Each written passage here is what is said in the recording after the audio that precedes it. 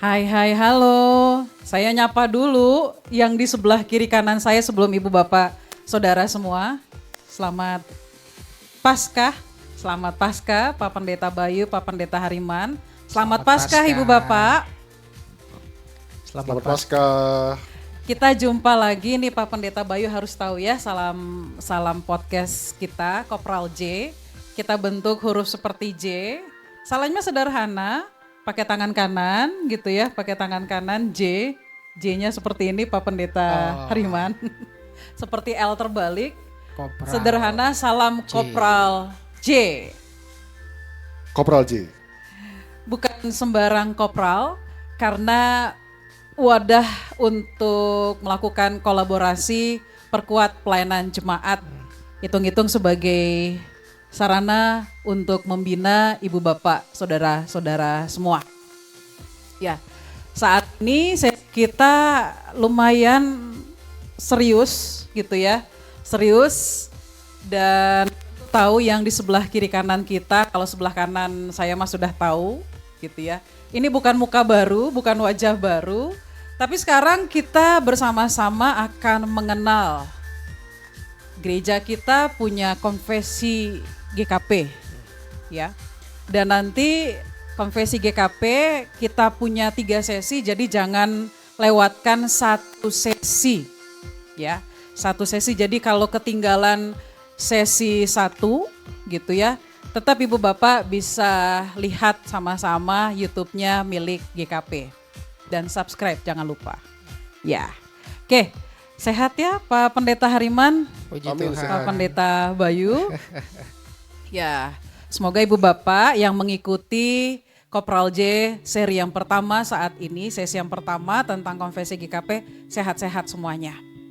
Nah, mungkin belum banyak yang mengenal kata konfesi, orang lebih familiar dengan kata pengakuan iman, begitu ya Pak Pendeta.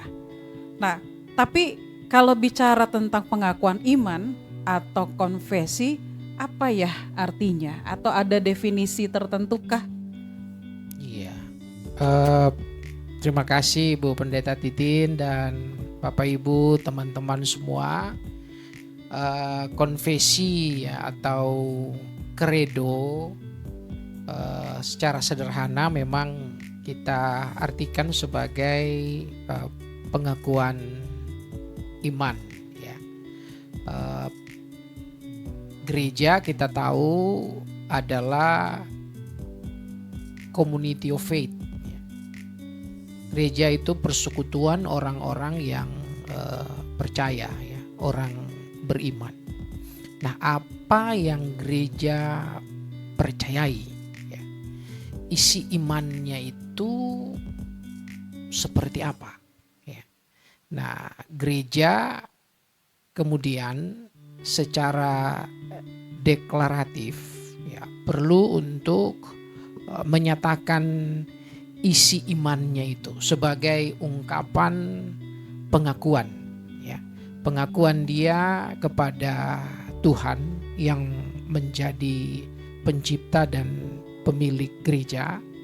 Lalu dalam pengakuan itu juga gereja kemudian mengenal ya, siapa dirinya, apa tugasnya ya, dan bagaimana dia mesti melakukan tugas panggilan itu di tengah-tengah dunia. Jadi secara singkat padat ya, gereja mendeklarasikan ya isi imannya itu ke dalam apa yang kita sebut sebagai konfesi atau kredo ya. Itu kurang lebih pengertian dari yang namanya konfesi atau kredo itu sendiri. Jadi gereja mesti mengenal dirinya sendiri pertama-tama. Lalu kenapa gereja mesti membuat konfesi? Karena itu adalah isi imannya. Ya.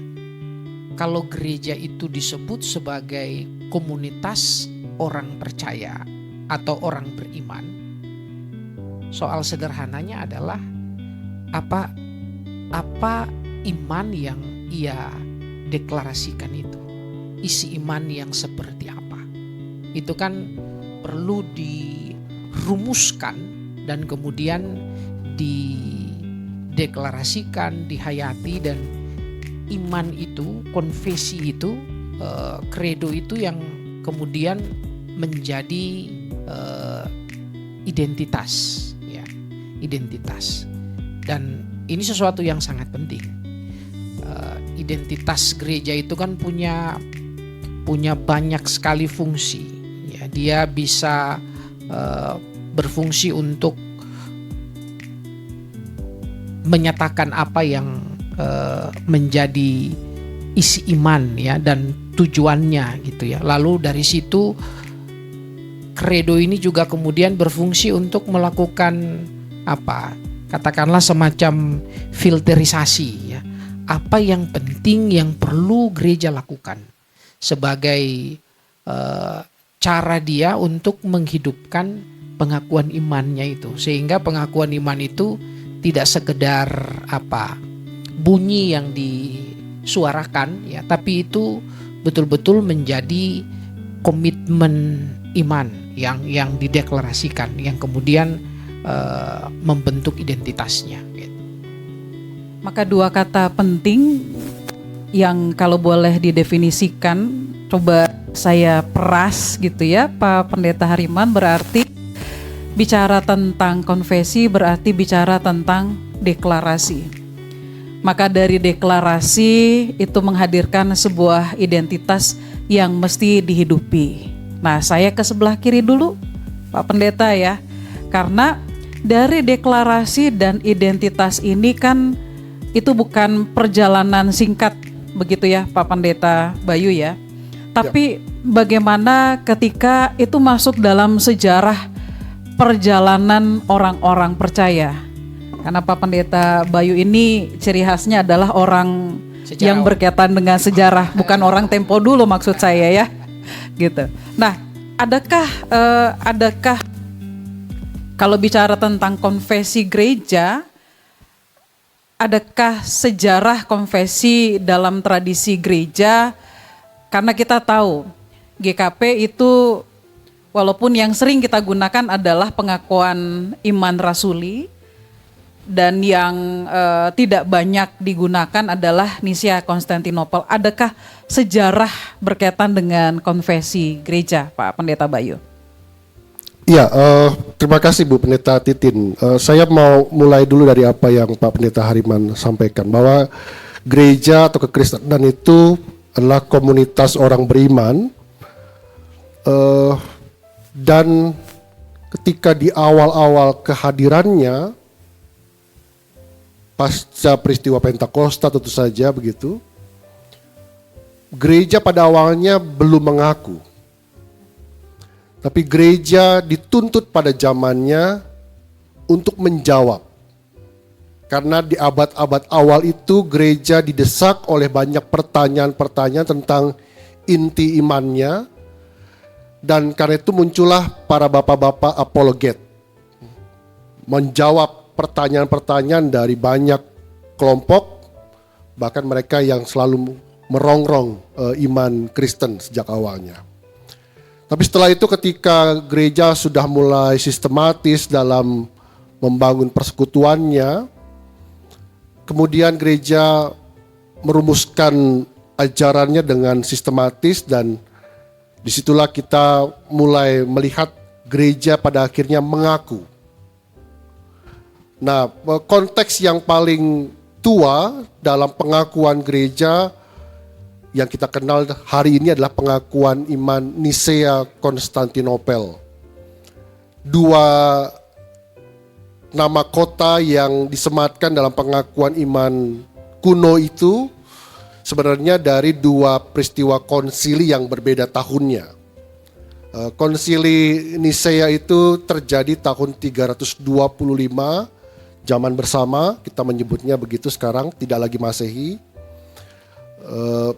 Disitulah gereja mulai memikirkan sebuah ajaran yang tegas, karena ada pertanyaan-pertanyaan hakiki terkait dengan pusat iman Kristen, yaitu Yesus. Dan ketika Yesus dipertanyakan dalam kehidupan gereja pada saat itu, maka gereja harus tidak hanya menjawab tapi juga mulai mengaku dalam sebuah rumusan yang lebih formal, lebih resmi. Persoalannya jelas, ketika Allah itu dipahami sebagai Allah yang tak kelihatan, tidak dikenali oleh manusia, tetapi Yesus berbeda. Yesus dikenali karena dia pernah hadir dalam sejarah manusia. Nah, pandangan ini dilontarkan oleh seorang bernama Arius, seorang presbiter yang berkarya di Alexandria, di Mesir. Tapi disitulah kemudian uskupnya atau kepala gereja di Alexandria memberikan jawaban dan memberikan penjelasan bahwa pada akhirnya konsili Nisea mengeluarkan sebuah kesimpulan, Yesus adalah sehakikat dengan Sang Bapa.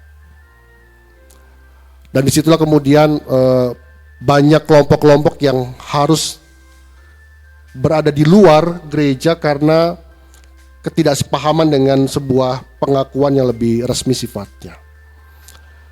Tapi pasca Konsili Nisea tahun 325, gereja mulai lebih serius lagi mempertanyakan inti imannya, dan kemudian muncul kembali pada tahun 381 Konsili Konstantinopel yang pertama, karena nanti ada beberapa Konstantinopel. Disitulah semakin ditegaskan tentang iman trinitaris yang kita yakini sampai dengan hari ini. Rumusannya semakin jelas dan menjawab banyak pertanyaan-pertanyaan di abad-abad awal gereja hadir.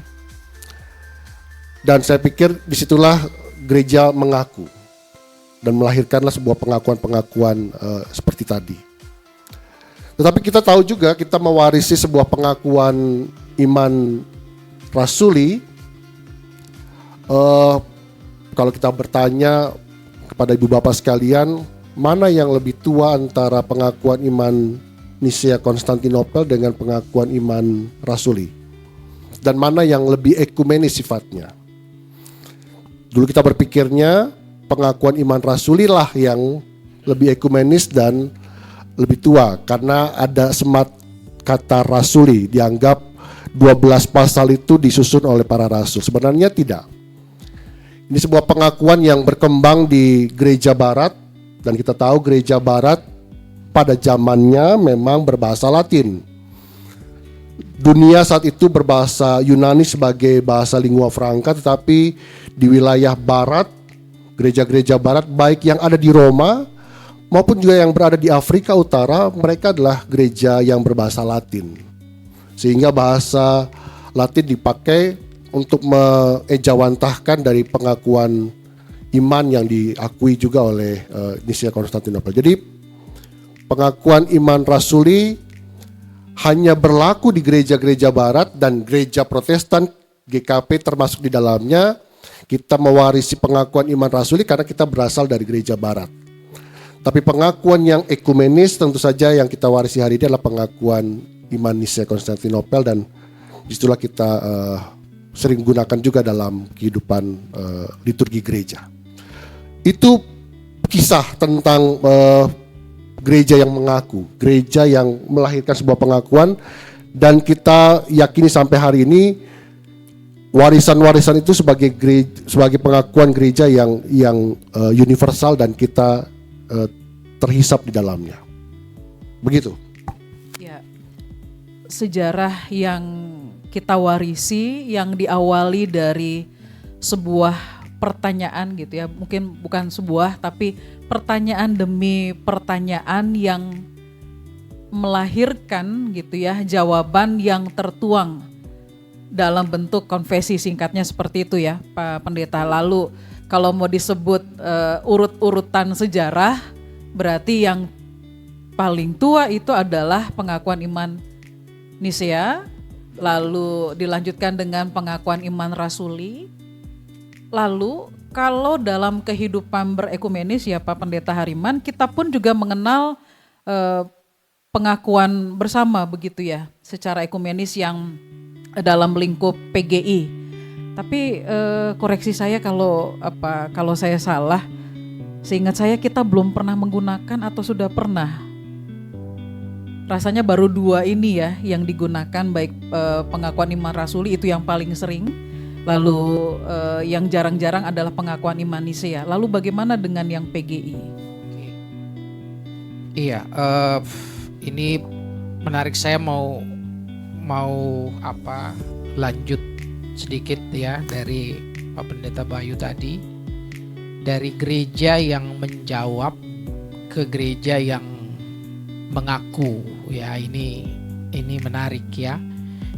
Awalnya ya kalau kita menjawab itu kan dipicu oleh sesuatu yang datang dari luar gitu ya, entah dengan motivasi ya baik ataupun motivasi yang tidak baik ya, sekedar bertanya untuk menemukan jawab, atau memang ini sebuah cibiran yang menentang dan seterusnya ya, sehingga muncul kaum apologetik ya dalam sejarah gereja. Tapi kemudian bergeser itu ya, dari gereja yang menjawab ke gereja yang mengaku. Mengaku ini kan sebenarnya datang dari dalam ya, ada pengenalan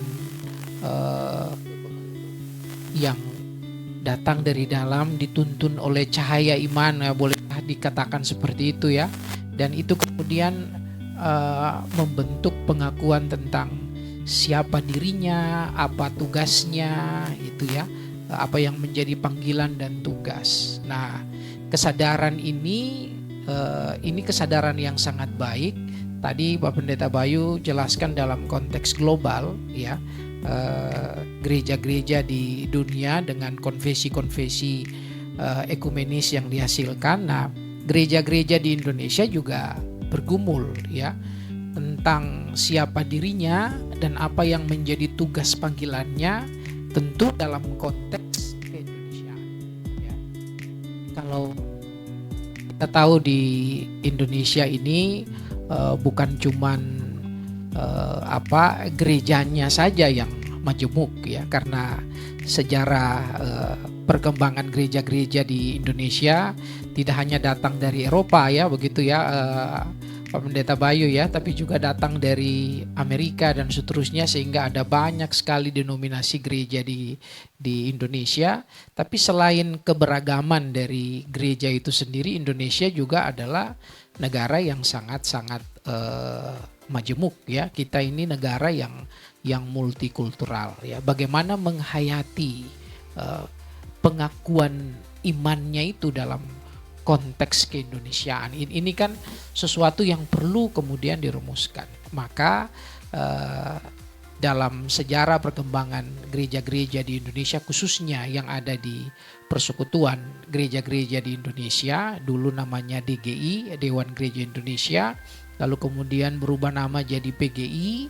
Nah, ini mereka juga kemudian menyusun ya, dulu kita kenal sebagai 5 dokumen keesaan gereja ya. Di dalamnya itu ada pokok-pokok panggilan bersama, ada pokok pengakuan iman ya bersama itu, dan itu memang kemudian dirumuskan dan menjadi pegangan bersama ya dari gereja-gereja Protestan di Indonesia, khususnya yang menjadi anggota-anggota PGI gitu ya. Jadi ini sebuah gerak hidup menggereja yang sangat menarik menurut saya ya, dari gereja secara global kemudian sampai gereja secara nasional ya, sama-sama ada dalam suatu dinamika untuk merumuskan siapa dirinya ya, dan apa yang menjadi tugas panggilannya sebagai ungkapan dari kredo atau pengakuan imannya itu. Nah, ini yang kemudian bisa melahirkan kekakasan di dalam hidup bergereja, dan saya kira ini sesuatu yang sejalan ya dengan pengakuan iman kita bahwa Allah yang kita kenal itu adalah Allah yang berinkarnasi, kan gitu ya. Allah yang berinkarnasi, dia masuk ke dalam sejarah, hidup dalam ruang dan waktu yang sangat partikular. Nah, disitulah GKP, Gereja Kristen Pasundan ini yang menjadi bagian dari gereja-gereja di Indonesia menerima 5 dokumen keesaan gereja ya yang ada di PGI ya, dan secara khusus pengakuan iman bersama ya gereja-gereja itu. Memang terus terang saja dalam perjalanan kita bergereja dan berekumene di Indonesia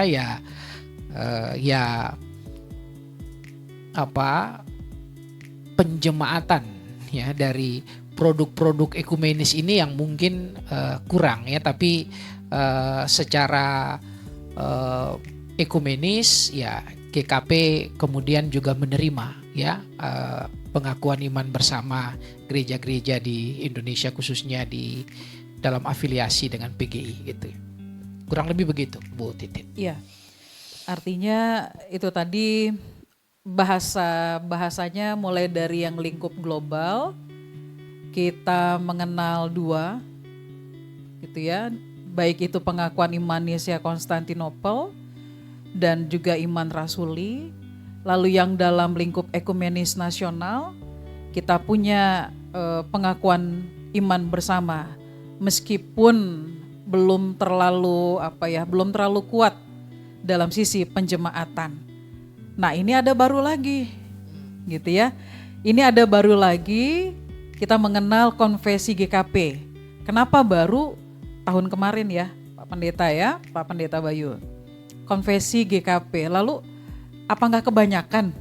Gitu ya. Mungkin kalau orang bertanya apa enggak kebanyakan, pengakuan iman rasuli kan itu menjadi hal yang penting, bahkan harus diingat, bukan dihafal luar kepala, tapi harus diingat oleh setiap katekisan sebelum akhirnya dia CD. Itu kan yang disampaikan pada saat kebaktian CD berlangsung. Nah, apa enggak kebanyakan atau kenapa GKP sampai perlu membuat konfesi sendiri ini, Pak Pendeta Bayu, Pak Pendeta Hariman, Pak Pendeta Bayu, Mangga. Iya, tadi menarik Bu Titin menyampaikan bahwa yang saya sampaikan tadi di awal itu konteksnya global. Yang disampaikan Pak Pendeta Hariman itu konteksnya Indonesia. Itu berarti apa? Bahwa gereja pada akhirnya melekat pada ruang dan waktu ia hadir. Di konteks ruang dan waktu global, ya bersifat global, bersifat universal dan ekumenis. Ketika konteks Indonesia, kita berada di Indonesia pada sebuah periode hidup tertentu dengan konteks juga yang sangat spesifik. Pasti ada yang kurang. Ruang dan waktu di mana GKP hadir.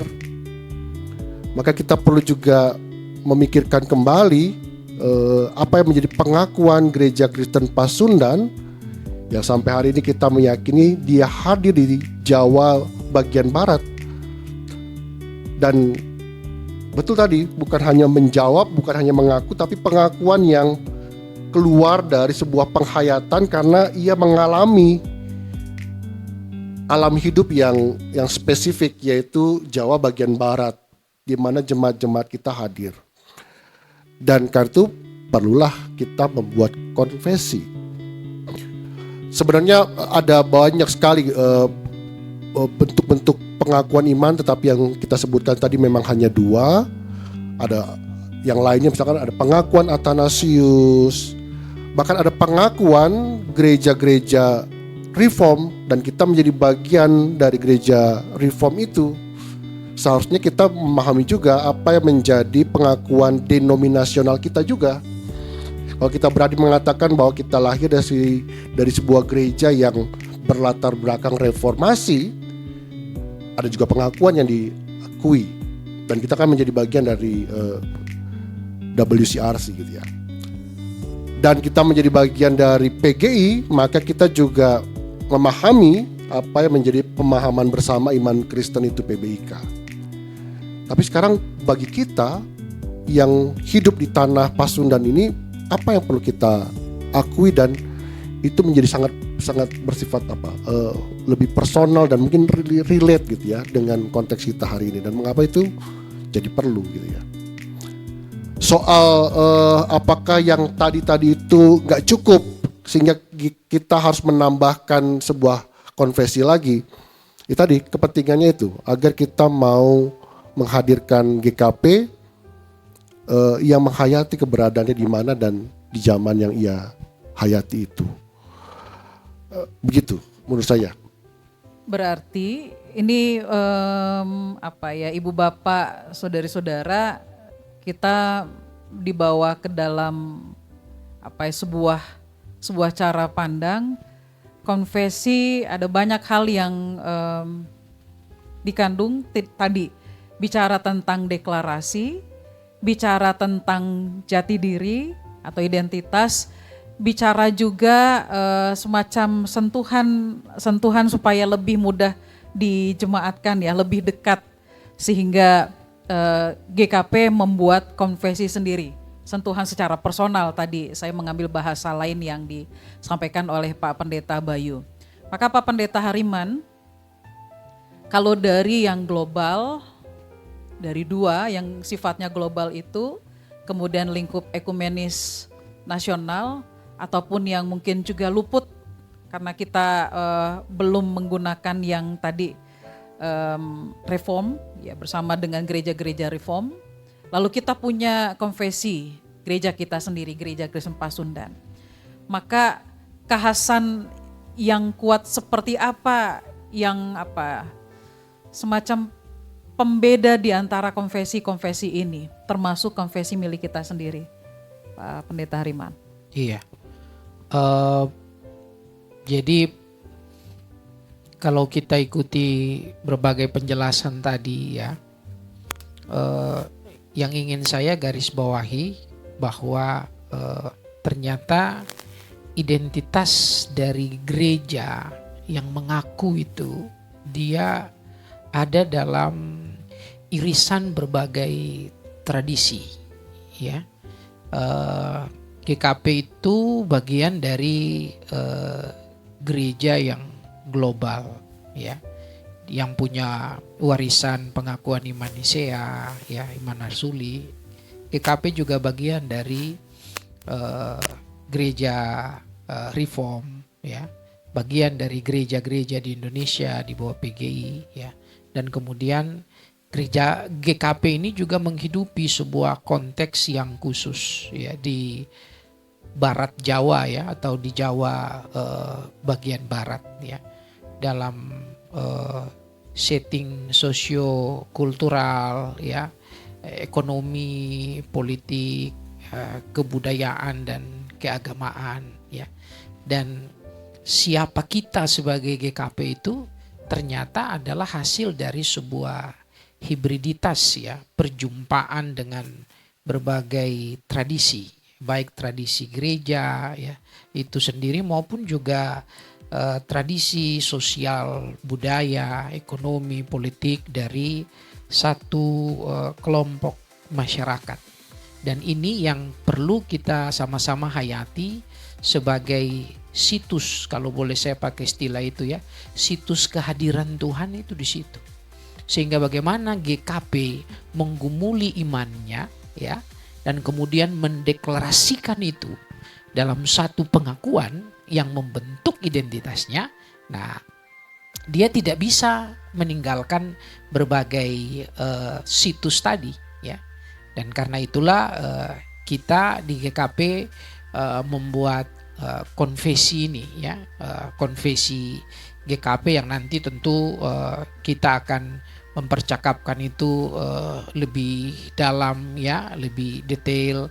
Ada kurang lebih, kalau saya nggak salah 7 alinea ya, 7 alinea dari pengakuan iman itu. Dan di situ kita akan melihat, menjumpai bahwa ya ada semangat untuk dalam kita mengungkapkan pengakuan iman kita kepada Allah Trinitas itu, ya, bukan Allah yang mengawang-awang jauh di sana, tapi Allah yang dekat dengan kita, ya, Allah yang hadir dalam situasi sosioekonomi, ya, kultural yang spesifik, ya. Jadi secara partikular ini yang harus juga kita hayati.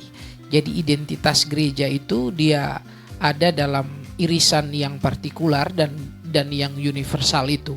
Dan pengakuan iman GKP mencoba mengangkat itu, ya. Sehingga nanti kalau kita gali lebih jauh, lebih dalam nanti barangkali di sesi-sesi selanjutnya, ya, dan kita akan melihat bagaimana GKP mencoba untuk merefleksikan imannya, ya, akan Allah dalam konteksnya yang sangat partikular itu, tanpa kehilangan keterkaitan dengan tradisi-tradisi di nasional, ya, atau tradisi denominasional dengan gereja reform, ya, bahkan juga dengan tradisi global, ya, dengan gereja-gereja universal, ya. Dan yaitu membuat kita semakin GKP itu bukan berarti semakin tertutup, ya. Semakin GKP itu justru semakin inklusif, ya. Kurang lebih begitu. Itu salah satu hal yang boleh kita apungkan, boleh kita angkat sebagai bagian dari cara kita untuk menghayati konfesi GKP ini, ya. Apalagi kita hadir dalam satu kondisi sosial masyarakat yang kita tahu Jawa Barat itu boleh disebut dalam tanda petik, ya, identik dengan Islam, ya, tapi kita bisa tumbuh, ya, dalam konteks masyarakat yang demikian. Kita GKP, kita Kristen, tapi kita tidak menjadi satu komunitas yang terasing, ya. Justru karena itu tadi semangat kita untuk melihat bahwa kita ini ada dalam irisan berbagai tradisi. Kita ini hasil dari sebuah proses hibrida, ya, hibriditas itu sendiri. Barangkali itu, Bu Titin. Ya. Nah, yang artinya kita tidak mengabaikan apa yang sudah menjadi warisan sejarah di masa lalu, sejarah gereja-gereja di masa lalu. Bahkan juga jangan juga kita mengabaikan apa yang menjadi spirit gereja-gereja yang denominasional. Ya, itu agak banyak suku katanya. Tapi ini menjadi tanda tanya juga gitu, ya. Rasanya kalau di rapat kerja sinode, mana nih buku ajaran? Nah, gitu, ya. Kita bicara bahwa Gereja Kristen Pasundan di dalam dirinya dia tidak boleh menutup dirinya, tapi dia harus terbuka. Tapi dalam proses penjemaatan itu ada satu tantangan, ini konfesi udah ada, bukannya duluan buku ajaran atau bagaimana nih, sampai akhirnya kita melahirkan konfesi, tapi ada PR nih, buku ajarannya belum. Nah, ya. Mungkin ada semacam timeline kah kita bicara tentang sampai akhirnya konfesi itu ada, gitu. Ya, sebelum ke sana tadi saya mau melanjutkan juga. Saya pikir mengapa ada konfesi GKP bukan berarti kita mau jadi beda dengan konfesi-konfesi sebelumnya. Ini hanya soal tadi kesadaran kita dalam keberadaan kita di Jawa bagian Barat, tetapi juga semakin memperlengkapi iman itu ternyata bertumbuh berkembang di mana kita hadir juga. Tetapi ternyata banyak sekali model yang mungkin saya perlu menjelaskan ini. Banyak sekali model dalam bentuk-bentuk pengakuan iman yang terjadi di banyak tempat. kita menggunakan pengakuan iman Nisea Konstantinopel dan juga pengakuan iman Rasuli yang sampai hari ini dalam tradisi liturgi kita itu dideklarasikan dan karena itu diucapkan bersama-sama dengan umat dalam ibadah dan itu bersifat deklaratif gitu ya. Ya kadang-kadang kita harus menghafal yang satu, tapi ya sampai hari ini tentu saja pengakuan iman Nisea Konstantinopel yang cukup panjang itu masih sulit juga untuk dihafal. Tapi kan bukan untuk dihafal, tapi untuk dideklarasikan. Dan karena itu dua pengakuan itu menggunakan model deklaratif. Tapi pengakuan yang saya sampaikan, pengakuan Athanasius, pengakuan gereja-gereja reformasi maksud saya, ada yang bersifat tematis karena menjawab persoalan di konteks tertentu, misalkan. Ada yang bersifat profetis, apa yang ingin disampaikan pada waktu tertentu dengan konteks tertentu, itu bersifat profetis. Ada yang juga bersifat atau modelnya bersifat tanya jawab, katekismus, bersifat katekismus, ada pertanyaan dan jawaban. Nah, kita pada akhirnya GKP memilih konfesi GKP yang bersifat deklaratif, yang kita akan ucapkan itu dalam momen-momen tertentu dalam ibadah dan liturgi kita. Itu yang mau ditekankan dalam konfesi. Tapi kembali pertanyaan Bu Pendeta Titin adalah mengapa kita mulai dari konfesi bukan dari buku ajaran? Ada semacam hierarki dalam menurunkan pemahaman iman kita. Apa pondasi paling awal atau kalau dalam sebuah piramida apa yang berada di paling atas piramida itu? Tentu saja kita yakini iman percaya kita bertumbuh dari Alkitab, kesaksian Alkitab. Karena itu Alkitab ada di posisi yang paling puncak dalam sebuah piramida. Setelah itu di bawahnya apa? Pengakuan iman yang bersifat universal. Tadi pengakuan iman Nisea Konstantinopel, pengakuan iman Rasuli dan lain sebagainya. Lalu ada pengakuan iman denominasional yang bersifat denominasi dan juga bersifat kadang-kadang tadi pengakuan iman bersama, pemahaman bersama iman Kristen yang bersifat teritorial atau regional. Dan kita perlulah pada akhirnya juga konfesi yang bersifat kontekstual dalam pemahaman GKP. Dan konfesi itulah yang harusnya menjadi dasar dari semua hal. Karena nanti ketika kita sudah punya konfesi dan kita memang sudah memilih konfesinya berupa deklaratif, konfesi itu akan menjadi dasar kita menghasilkan sebuah produk-produk teologis lainnya. Apa itu? Ya produknya berupa tata gereja, produknya berupa pokok-pokok ajaran yang mau kita ajarkan kepada umat. Bahkan hal-hal yang buku katekisasi kita didasarkan pada konfesi GKP. Apakah nggak cukup merujuk pada konfesi di atasnya? Saya pikir kita perlu juga konfesi GKP dan karena itu yang menjadi dasar untuk merumuskan produk-produk teologis kita berikutnya. Dan mengapa itu perlu? Saya pikir karena tadi kita perlu lihat juga bukan hanya ini menjawab konteks global tapi juga konteks yang sangat personal komunitas kita di Pasundan. Nah, ada penelitian yang dilakukan oleh Pak Thomas van den End gitu ya. Dia melihat kembali dalam perjalanan kehadiran gereja-gereja di Indonesia, di manakah representasi pengakuan gereja-gereja kita. Dalam penelusuran dokumennya, dan GKP salah satunya yang disebutkan dalam buku itu, dari awal representasi pengakuan iman GKP baru tercantum di pasal tata gereja.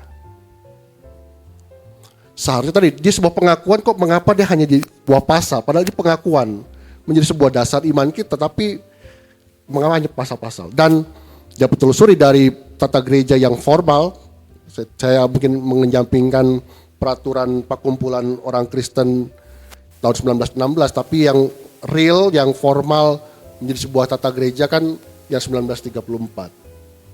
Sampai dengan tata gereja kita di 2020, pengakuan iman kita hanyalah menjadi bagian dari sebuah pasal tata gereja. Ini sebuah pasal hukum. Dan kita harus tempatkan kembali bahwa pengakuan itu adalah pengakuan, bukan pasal, bukan sebuah ketentuan hukum, tapi di sebuah pasal, sebuah pengakuan, dan itu lahir dari sebuah penghayatan iman. Dan mengapa konfesi itu menjadi perlu? Karena dia harus menjadi dasar sebelum produk-produk yang lain kita hasilkan. Saya menambahkannya begitu. Ya, ini menarik, tapi supaya kita bikin penasaran, karena kita punya 3 sesi, jadi hitung-hitung sambil belajar. Kalau yang mahasiswa teologi bisa juga sembari mengingat gitu, apalagi kalau sudah sampai semester-semester terakhir. Oh iya, ternyata saya pernah belajar tentang pengakuan iman Nisia Konstantinopel, pengakuan iman rasuli, lalu yang secara ekumenis. Nah, pertanyaan terakhir untuk sesi pertama ini, Ibu Bapak, Saudara-saudara. Bisa nanti Pak Pendeta Bayu atau Pak Pendeta Hariman.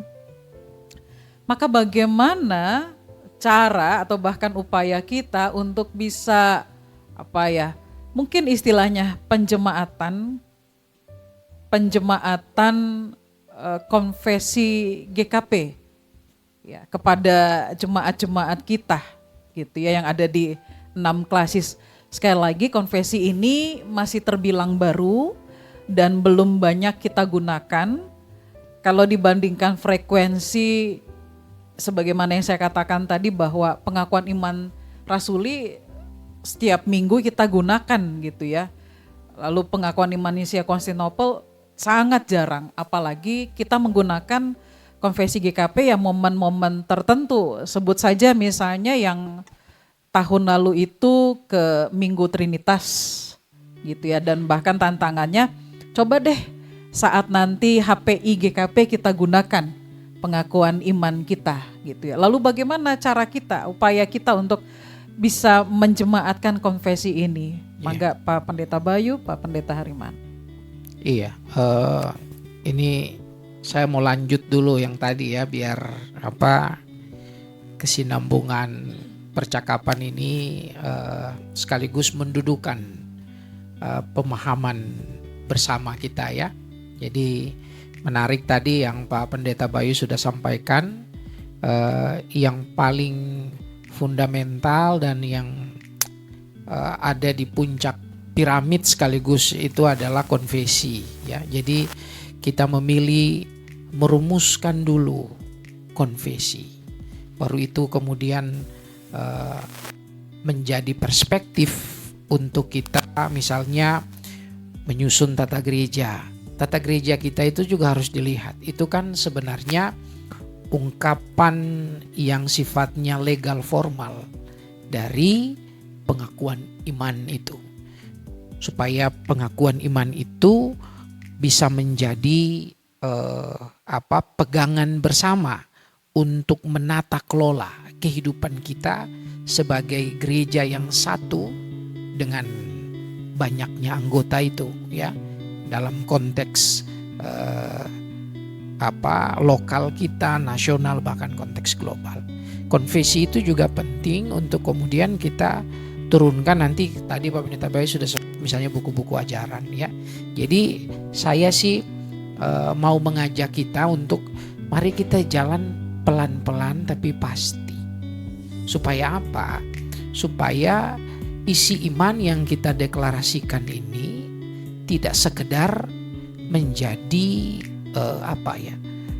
kata-kata yang kita ketahui di level kognitif, tapi ini satu pengakuan yang memang harus teresapi juga ya dalam kehidupan kita bergereja ya, masuk sampai ke hati dan menggerakkan tangan dan kaki kita untuk melakukan pelayanan ya. Jadi ini sesuatu yang menurut saya sangat baik. GKP sudah menghasilkan konfesi dan nanti ya selanjutnya ya kita sedang ada dalam revisi tata gereja. Berharap ini akan mencahayai ya proses revisi tata gereja, nanti pembuatan buku ajaran, diharapkan itu juga akan terus. Dan kalau Bu Pendeta Titin tadi tanyakan bagaimana proses penjemaatan ya, biarlah Kopral J ini menjadi salah satu ya yang menstimulus kita semua ya untuk mau paling tidak kita sama-sama tahu nih, oh ini loh GKP ya punya konfesi ya. Nanti dalam serial selanjutnya, sisi berikutnya kita mencoba bahas satu persatu supaya ketika dalam liturgi ya, kita berliturgi itu ketika kita mengungkapkan pengakuan iman itu, yaitu menjadi pengakuan iman yang kolektif tapi sekaligus juga yang personal kita sebagai orang GKP ya. Jadi ini hal yang salah satu upaya ya. Selain itu ya memang kita para pendeta yang juga adalah teolog ya, yang hadir di tengah-tengah jemaat ya, kita sudah harus menjadikan konfesi ini ya sebagai bagian penting dan mendasar dalam proses bina iman ya di jemaat-jemaat ya, supaya jemaat itu, warga jemaat kita betul-betul tidak sekedar tahu tentang konfesi GKP, tapi dia menghidupi konfesi itu ya sebagai ungkapan imannya bahwa ya saya ini orang percaya dan warga GKP ya, dan kemudian konfesi itu yang juga mengilhami seluruh karya persekutuan, pelayanan dan kesaksian yang dilakukan di jemaat-jemaat. Jadi ya para pendeta harus menjadi orang yang ada di garda terdepan, pendeta jemaat ya, untuk melakukan sosialisasi ini. Tentu majelis sinode ya, ada kita punya KPT ya, mungkin nanti Bung Bayu juga yang akan, Pendeta Bayu akan sampaikan hal itu ya. Tapi apa yang dilakukan di Kopral J ini menurut saya adalah bagian dari proses kita menjemaatkan gitu, dan pelan-pelan kita jalani ini. Kita bersyukur ya, semoga PR kita tentang buku ajaran ya itu betul-betul nanti bisa dihasilkan, dan kita tidak perlu kita betul harus kerja sesuai dengan timeline waktu gitu, tapi biarlah ini produk yang dihasilkan secara bersama. Ada ruang juga untuk para anggota jemaat ya untuk melihat ajaran itu sebagai ya bagian dari isi imannya ya, bukan hanya yang misalnya Pak Pendeta Bayu, Pendeta Hariman atau pendeta-pendeta tertentu yang kemudian berkutat di dalam kamarnya ya nulis. Kalau itu mungkin ya sebulan, 2 bulan, 3 bulan mungkin bisa ya, tahun depan mungkin bisa ya, tapi apakah itu representasi dari isi iman umat? Nah karena itu ya mari kita menjalani journey ini, perjalanan ini ya pelan-pelan tapi pasti. Tapi bersyukur kita udah punya konfesi. Pak Pendeta Bayu. Iya, menambahkan. Jadi apakah GKP sendiri yang punya konfesi? Tidak. Ada banyak sinode gereja lain sudah lebih dulu memilikinya, baik dengan nama pengakuan atau konfesi atau pemahaman iman. Ada banyak sinode yang sudah lakukan. Tapi bagi kita GKP dengan memilih model deklaratif, itu akan menjadi metode yang paling mudah untuk menjemaatkan pemahaman iman kita itu. Dan itu mengapa rumusannya terdiri dari 7 alinea yang tidak terlalu panjang, tapi juga memuat yang sangat representatif bagi kita Gereja Kristen Pasundan. Dan itu ya berharap nanti liturgi-liturgi yang dipandu oleh Majelis Sinode, mungkin kita perlu juga menyisipkan atau menggunakan konfesi GKP di liturgi kita. Itu cara yang paling mudah untuk kita lakukan. Iya, rasanya kita tidak perlu closing statement karena kita masih to be continue. Ya. Baik bersama Pak Pendeta Bayu atau bersama dengan rekan-rekan KPT ya Komisi Pembelajaran Teologi, untuk kita kupas sekali lagi sebagai upaya penjemaatan konfesi Gereja Kristen Pasundan. Jadi Ibu Bapak, saudara-saudara, jangan ketinggalan satu sesi pun gitu ya. Carinya di mana? Gak usah jauh-jauh. Kita punya YouTube, Gereja Kristen Pasundan punya YouTube, cari yang namanya Kopral J gitu ya. Yang penting ada kuota ya. Yang penting ada kuota atau satu waktu ya free wifi di manapun itu. Terima kasih Ibu Bapak atas atensi. Tentu kami mengapresiasi apabila ada masukan gitu atau kerinduan ingin mengupas apa gitu ya. Bisa sampaikan di kolom chat jika disediakan nanti. Tapi yang jelas supaya memperkaya pemahaman dan Kopral J ini menjadi cara atau upaya membina kita semua. Sekali lagi terima kasih, selamat Paskah, salam sehat, mari kita bertiga tadi sederhana salam Kopral J. Kopral J, bukan kopral sembarang kopral. Tuhan berkati. Bye.